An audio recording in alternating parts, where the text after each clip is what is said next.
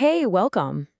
Today, we're jumping into what is honestly one of the most powerful stories of reconciliation in the entire Bible. We're talking about Genesis chapter 33, the incredible reunion of two brothers, Jacob and Esau. So let me ask you something, and I think we can all relate to this. What do you do when you have to face someone you've really wronged? You know that feeling, right? That knot in your stomach, the anxiety, the fear of what they're going to say, what they're going to do. Well, that is exactly the headspace Jacob is in as this chapter kicks off. So yeah, we're talking about a brother's fear, a reckoning that's been 20 years in the making. And to really get why Jacob is so terrified, you have to rewind 2 decades.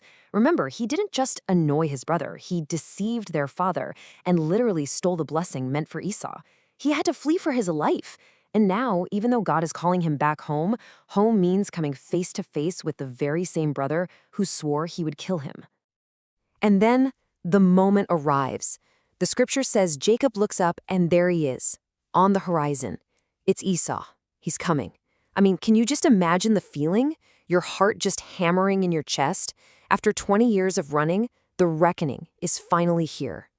But it gets so much worse, because Esau isn't alone. Oh no. The scripture says he has 400 men with him. 400. And we have to be really clear about this. This is not a welcoming party. In that time, 400 men was basically a private army. So in Jacob's mind, this is it. It's confirmation of his absolute worst fear. Esau is coming to wipe him out. So Jacob, he's always the planner, the strategist. He immediately kicks into damage control mode.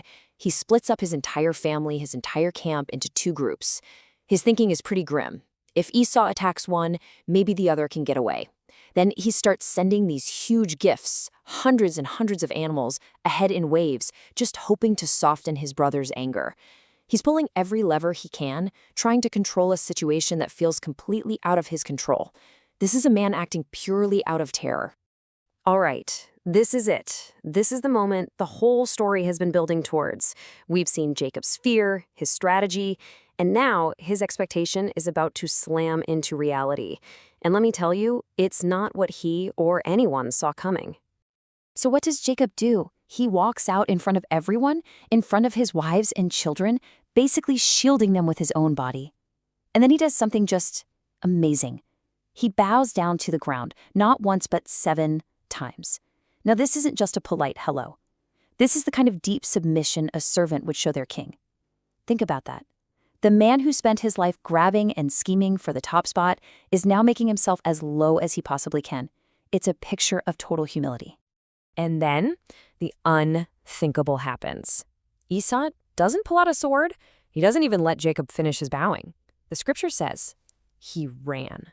He ran to Jacob, he closes that gap, throws his arms around the brother who stole everything from him, kisses him, and right there they both just break down and weep. It's an absolutely stunning moment. I mean, just look at the contrast here. Jacob was expecting pure vengeance. He was ready for a fight. And what did he get? Forgiveness. An embrace. It's so clear, isn't it? Jacob spent all this time planning for the worst-case human scenario, but God had been doing something completely different. For 20 years, God was working on Esau's heart, preparing this incredible moment of grace that Jacob could have never, ever planned for or earned. That embrace was just incredible, right? But what they say next? Well, that's where we really see how much both of these men have been transformed. This isn't just about a physical hug. It's about a deep internal change in both of them. So Esau sees all those animals Jacob sent ahead and asks, what was all that about? And Jacob's like, it was a gift to find favor with you. But check out Esau's response. He says, I have enough, my brother. Keep what you have for yourself. Wow. I mean, this is the guy who once cried out because he felt he'd lost everything. And now he's telling Jacob he's content, he's been blessed, he doesn't need a payoff, he's whole. But Jacob insists he really wants him to take it. And this is where Jacob's language completely shifts. He stops calling it a gift to try and appease Esau, and instead he calls it a blessing. You hear that? A blessing. The very thing he schemed and stole all those years ago, he's now giving away freely. This isn't a bribe anymore. He's not trying to buy forgiveness. He's celebrating the forgiveness he's already been given. It's a gift from a place of pure gratitude. And this all leads to probably the most powerful line in the whole chapter. Jacob says to Esau, "For to see your face is like seeing the face of God now that you have received me favorably." What on earth does he mean by that? He's saying that when he saw Esau's face, a face that should have been filled with rage but was instead filled with love and forgiveness, it was like looking at the face of God. He experienced God's own grace and mercy through his brother's actions. It was a moment where the divine broke through into the human. Just incredible. So this incredible moment doesn't just wipe the slate clean, as if the past never happened. No, it's bigger than that. It redeems the past. And by doing that, it opens the door for both of these brothers to finally, peacefully move on. And what's really interesting is what happens next. They don't try to merge their camps and pretend the last 20 years didn't happen. They part ways peacefully. They go their separate directions as reconciled brothers, each moving toward the future God had for him. And that's such a powerful picture of what true reconciliation can look like. It doesn't always mean restoring the past. Sometimes it means being free to build a new, peaceful future. So what are the big lessons we can take from this incredible story? Well, first, humility is a game changer.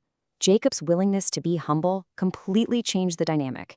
Second, God's grace shows up in ways we just can't predict. He can soften a heart that's been hard for 20 years. Third, forgiveness is what shatters the cycle. Esau's choice to forgive just broke the chains of bitterness and fear right then and there. And finally, real reconciliation isn't just about ending a fight. It's about starting something new. It opens the door to a whole new beginning. And that kind of leaves us with one last question to think about.